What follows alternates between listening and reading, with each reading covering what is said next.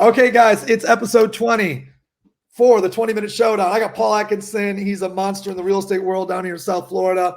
He is a new friend of mine. He is as cool as the other side of the pillows. Man's just smooth.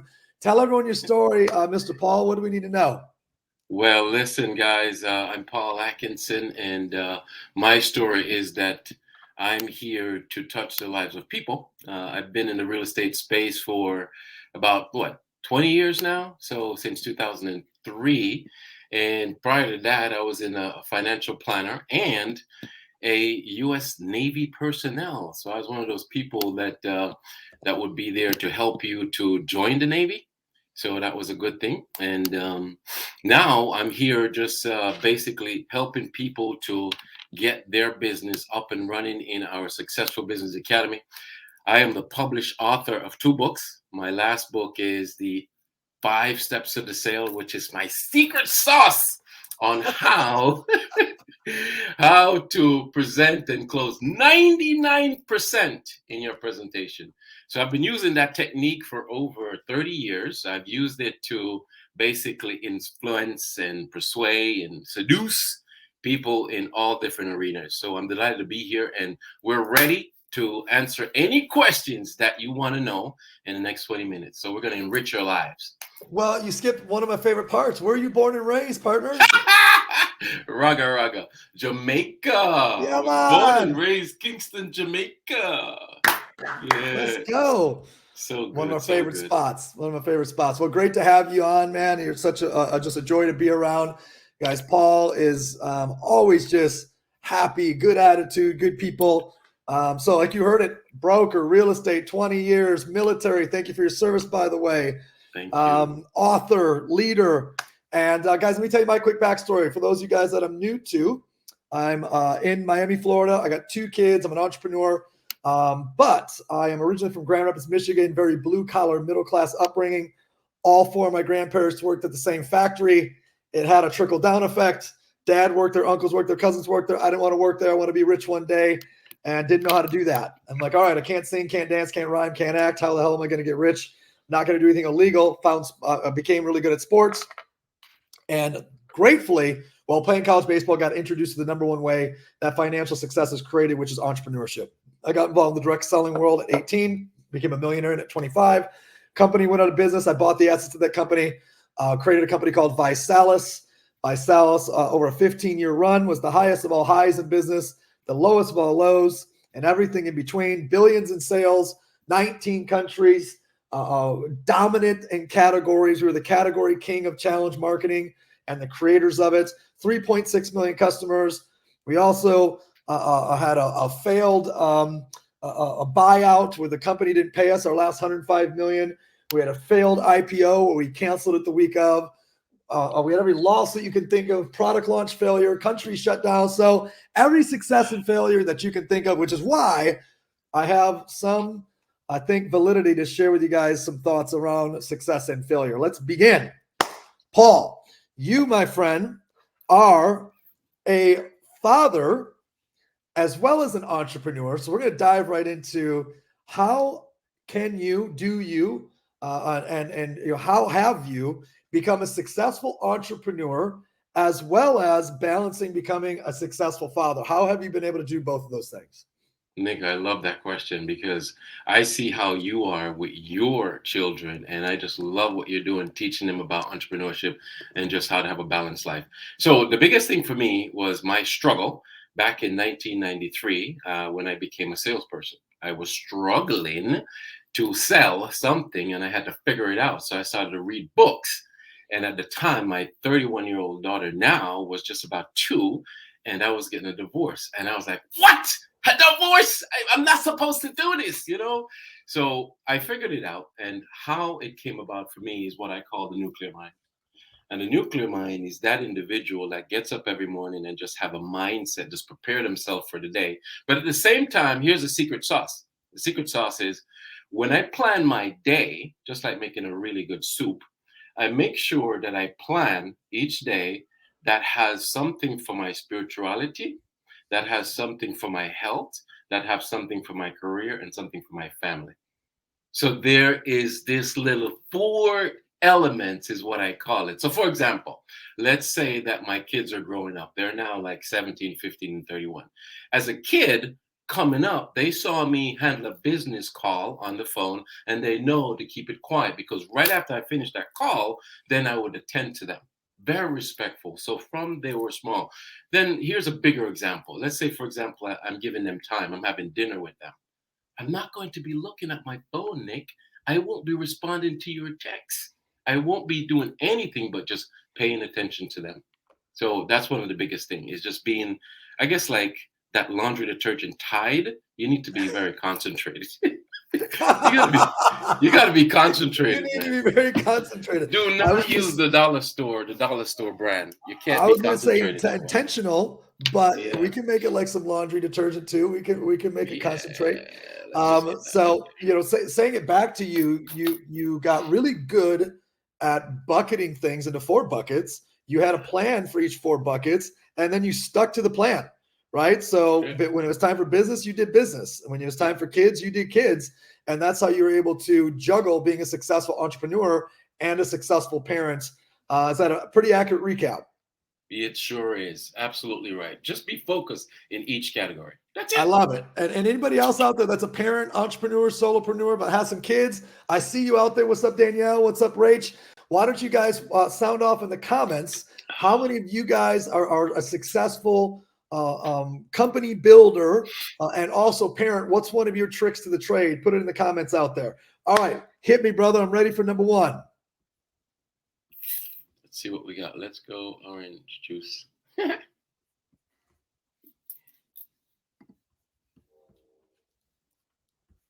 Awesome, man. Thank you, Nick. I appreciate you. Oh, I'm waiting for you. You hit me with my first question. Oh, sorry. Hey, okay, got you. Okay. So Nick, here's one of my quick questions I wanted to ask for you. Okay. So I would say that you are like a new dad, right? The kids are like, still under, teenage age. So when you got the opportunity to become a dad, right? What inspired you to educate them the way you are educating them now? This is profound the way you're doing it. And you're very relentless at it. Yeah, to me, it seemed pretty obvious. It really did. It seemed very intuitive. But I think if you trace it back, because I was so annoyed, I think is the right word. I was so annoyed that when I graduated high school, I got introduced to direct sales networking, or kind of like the lowest common denominator of entrepreneurship.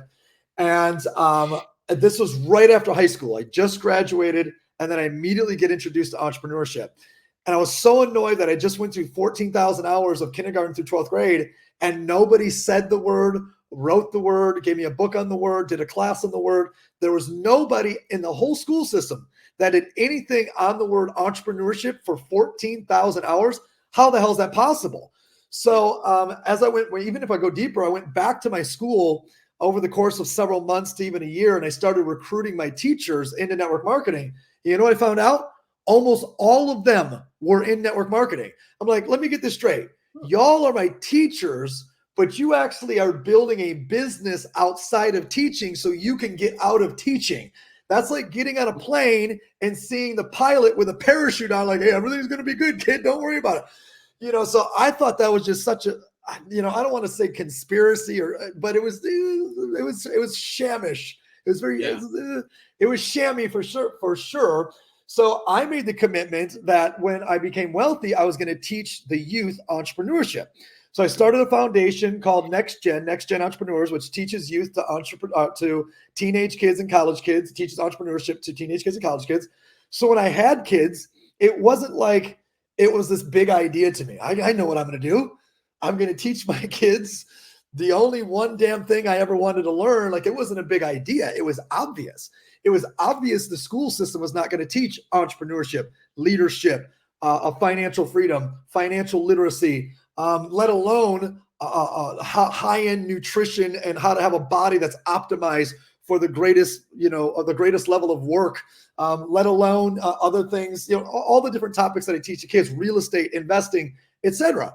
So it made sense to me. It was basic common knowledge. But here's what's actually shocking to me.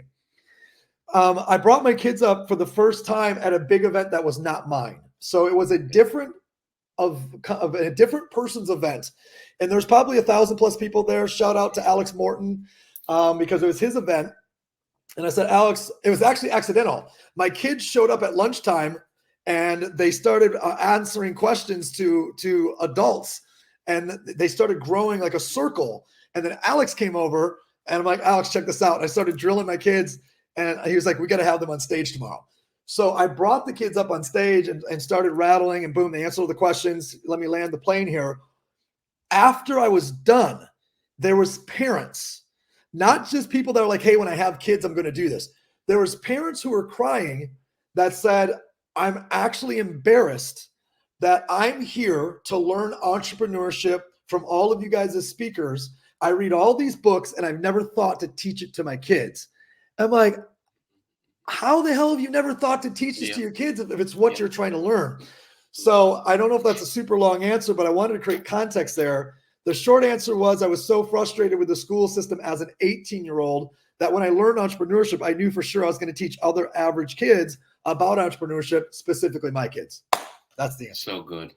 So good. I can relate to that, Nick, because I was a financial planner for over 10 years.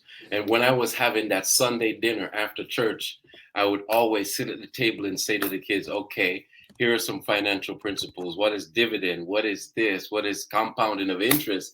All these things. How do you save? I love it. I love it. Good. Well, we're not to those lessons yet. Those are coming up soon. I just posted a kid's video on YouTube, and it's like, you got 45 seconds to share a message. And my kids are rattling off the OpEx and the revenue and the profit. And somebody put in the comments, oh, so you think it's a good idea to not teach them about, what was the word he used? Carrying costs or something. I was like, and he was being an asshole. He literally was like, oh, so you think it's a good idea to not teach them about the carrying costs? I'm like, your kid's fucking 7. You know, I'm sorry, in 45 seconds, we didn't express to you the carrying costs of the apartment building. My kids just creatively manufactured in their brain. So I thought that was funny. All right, let's dive to question number 2. Let's get some let's get a little bit deeper down the rabbit hole. Tell me, it's hard to sometimes nail the biggest one. Sometimes it's A. Tell me a temporary defeat. I don't want to classify as failures. Tell me a temporary defeat that you took on that you're like, damn, that one hurt. What was it? What would you have done differently? And what did you do, most importantly, to overcome it? What was it? What would you have done differently if you could have? And what did you do to overcome it? That's a good one. All right. Okay. Nobody's perfect, right? But I can tell you, my temporary defeat was me in 1990 something, going from being an electrician on a ship to being a salesperson. And I found myself not being able to function and get people persuaded to do my job. I couldn't sell the Navy. I couldn't sell it. And how I figured it out was I was crying. I was going to divorce. I was like, I'm total piece of crap. And then I read books and I started to come up with a morning routine. Now I'm answering the question, how did I overcome it? I started to figure out that my secret sauce was to get up in the morning, and as a salesperson, I've got to put on my armor. I got to like talk to myself like, come on, Paul, come on. I've got to be my own cheerleader. I had to be like, you can do this, you can do this, you can do this, you can do this. I created a mantra back then that says, hey, you're the best, blah. And I would just run with it. And ever since then, it's been like, I don't know, Paul, 30 say years. it again. You broke up. Say your mantra again. You broke up during your mantra. My mantra is I am the world's greatest presenter. I'm confident. I'm compelling. I'm persuasive. When I say it, I get goosebumps. Right now, 29 years later. But that little technique got me through every hurdle. So it's the mantra that I use in a meeting when I'm with a seller and I'm nervous for a $10 million listing, a $1.2 million listing, a $50,000 listing. And they say, no, I think I want to go with another agent. And I get pumped. I say my mantra and I wake up and I stay in the game. So my pain was my failure as a salesperson. And then I figured it out by reading books, figuring out I have to have a system in place. That's what's up. I dig it, man. So temporary failure was, I don't even consider this a failure, but so you jumped careers, and Yeah, jumping careers, you threw yourself into the deep end of a whole new game that you had to master, and you were getting your ass kicked. Hey, yeah, I'm gonna ask a question here that doesn't count as number three. sure. Um, was your career change from a stable electrician with predictable income to a person that had a sales income, did that also take part in your divorce?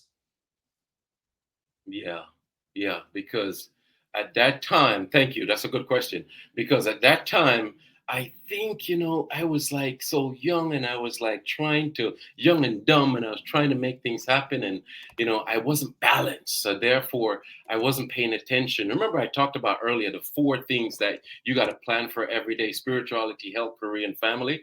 I was like missing the family part. I was like, I don't know, maybe just two things: my body, health, work, trying to look good as a 20-something-year-old, and maybe my career. But no spirituality, no family.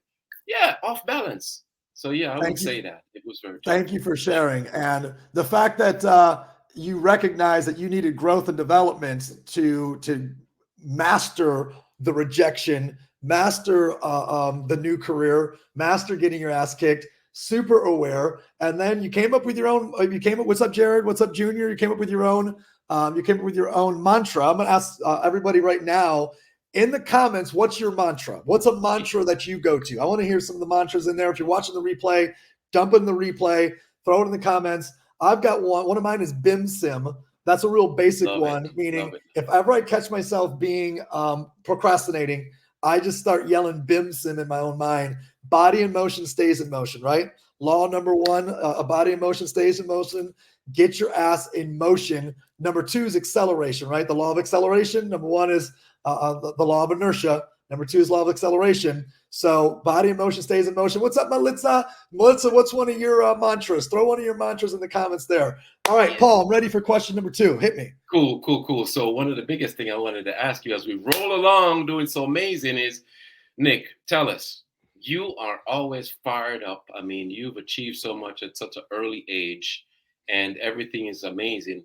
What are some of okay, when you first get up out of the bed, when you become conscious, what do you do? Tell us the first 1 hour of your day. What the hell do you do consistently? So, Whoa! this is a weirdo in my bed right here. Check out this weirdo in my bed. All right. So, I got to take this phone with me too. This is a little tour of the bedroom, y'all. Can you do that? All right. So I wake up right there. Above me is the hand of God shining the light on a boat that's lost at sea, saying, "Hey, I'm going to give you some direction." That's what's above me when I wake up. Now, first thing I see is either the beautiful outdoors, or I look to my left and I'm going to see, here is my habits, here is my values, here are my goals, here is my purpose, here is Ikigai, here's Gandhi, here's Roosevelt with the man in the arena, and then next to my bed you'll find goals and purpose. So it's literally the first thing I do when I wake up. I look to the right and I see Miami. I look to the left and I see my goals, my purpose, my values, my habits, people of inspiration. Right above my bed, right at the foot of my bed, is pictures of my kids. Right next to the picture of the hand of God is a picture of my most favorite place in the world, which is Bixby Bridge. Rocky Creek Bridge, next to Bixby Bridge, Rocky Creek Bridge in Big Sur, California. So I put the inspiration everywhere. Another way to say this, a short way to say it is, I am the chief marketing officer to my subconscious mind. I do not play around with, my subconscious. I'm the chief marketing officer to my subconscious mind. Right now, American business is going to spend $300 million or $250 billion, $250 billion, $250 billion to influence your subconscious mind. How much are you spending intentionally to speak to your subconscious mind? In my shower, brother, is the 5-year purpose statement.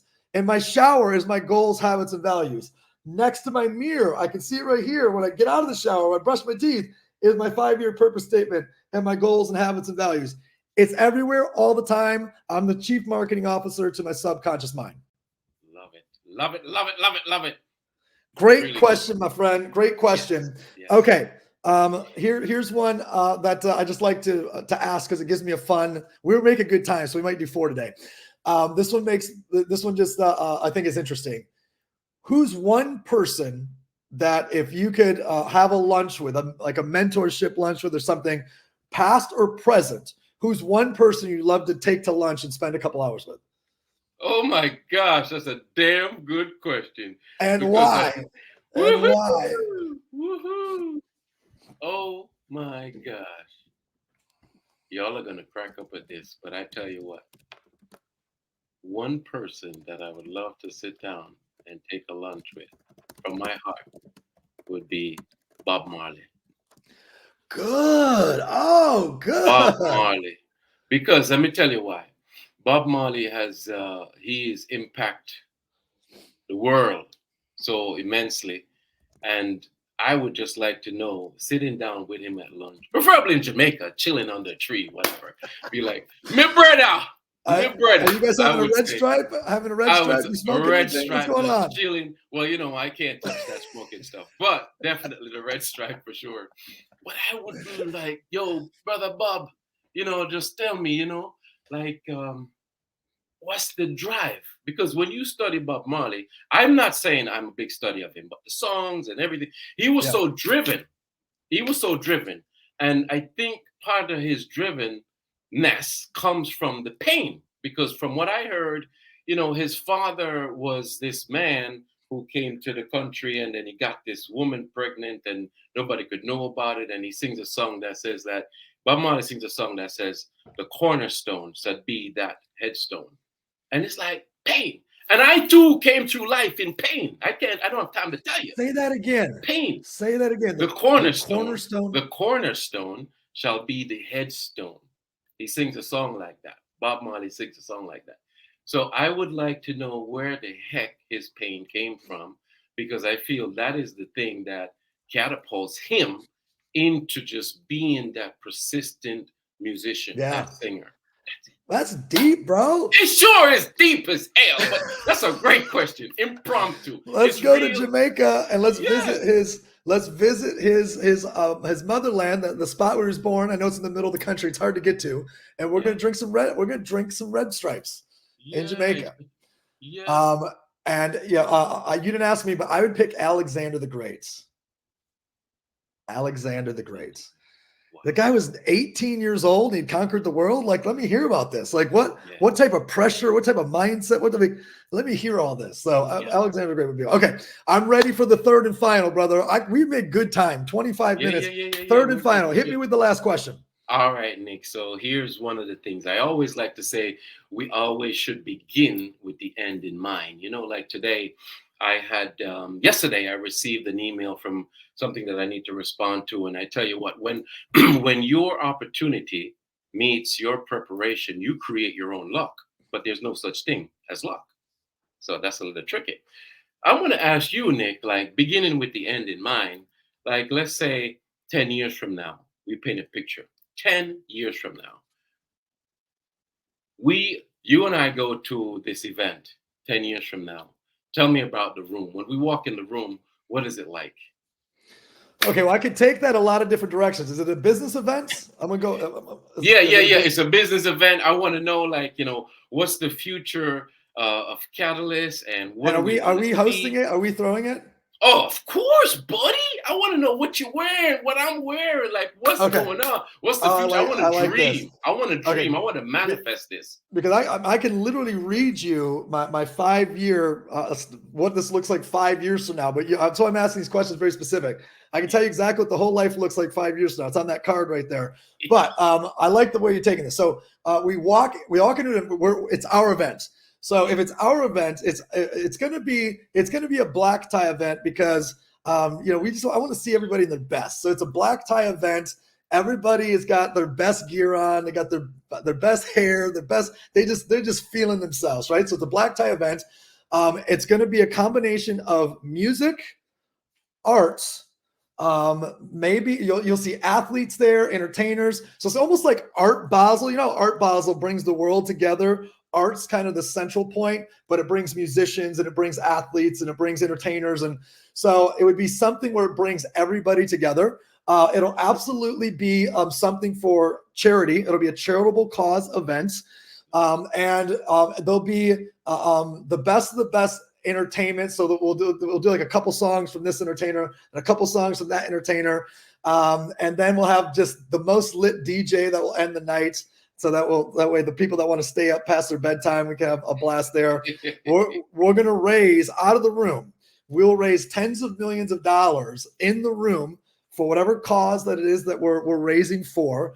So it's not, so it's not necessarily a business event. It's definitely a charity event. And that's the event I see. That there's a red carpet, there's photography, there's all kinds of like micro entertainment that's going on, like awesome little musicians and fire dancers and just all kinds of cool micro stuff. It's going to actually be at your house. We're doing this as an indoor-outdoor event at your house because your house is massive. So, wow. Yeah. By the pool. Yeah, it'll be indoor-outdoor. So, and obviously the food's going to be off the chain. The drinks will be off the chain. So that's a little outlook on the event you and I are holding 10 years from now for charity. How you feel about that? I feel amazing because it's touching lives. It's actually seeing growth, and I'm all about growth every single day. Growth.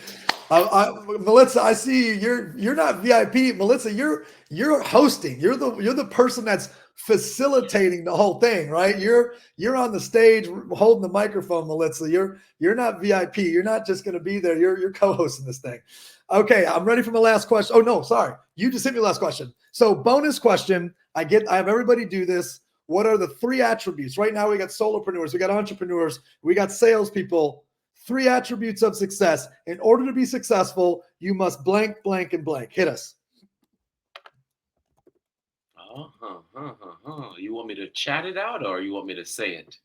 Give me 3 attributes, and then we might go deeper. So what all right, cool. Yeah, go ahead. The 3 attributes for your success is number 1, your attitude about your business and about your life. So attitude, right? And that includes your mindset about your business and your life.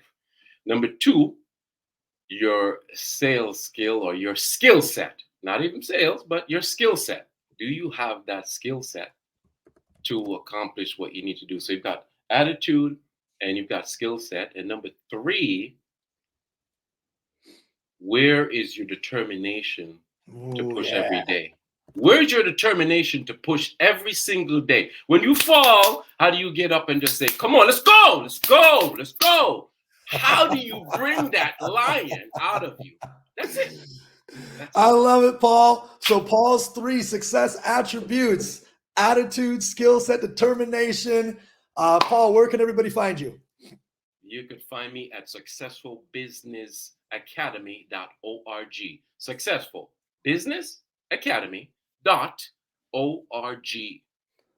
Easy. Follow this man. Tell us what you liked best about today's 20-minute showdown. Episode 20 is closing out. Drop in the comments the number 1 thing that you picked up, the number 1 thing you learned or you liked the most. Drop it in the comments. You can find me at nixlinktree.com. All my social platforms are there, websites, etc. nixlinktree.com. Ladies and gentlemen, episode 20, Paul Atkinson, 20-minute showdown. That's a wrap. Thank you so much for your time, everyone.